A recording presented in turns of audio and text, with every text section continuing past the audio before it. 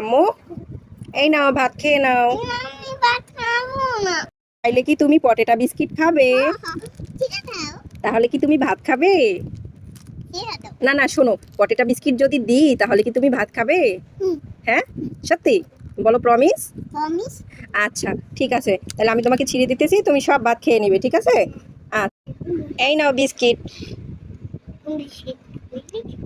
নাও, সবগুলো নাও। এই সবগুলো তোমার। এখন আমি ভাত খাইয়ে দেবো, তুমি ভাত খাবে সুন্দর মতো, ঠিক আছে?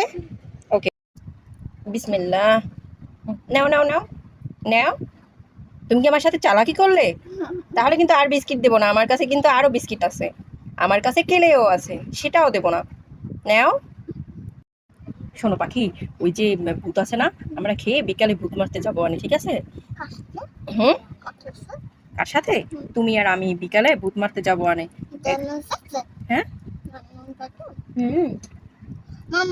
হ্যাঁ, মাম খাও। শোনো, তুমি যদি খেয়ে বড় হয়ে যাও তাহলে তুমি ভূত মারতে পারবে, ঠিক আছে? এখন বড় হওয়ার জন্য খাবার খেতে হবে না। তাহলে খাবার না খেলে কিভাবে বড় হবে? হ্যাঁ,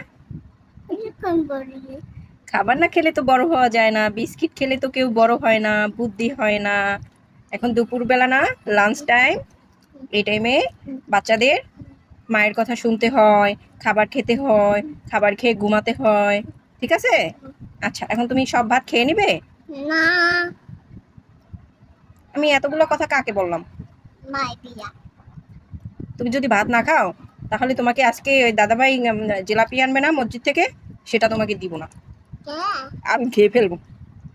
আমার কথা না শুনলে আমি তো তোমাকে ভালোবাসবো না।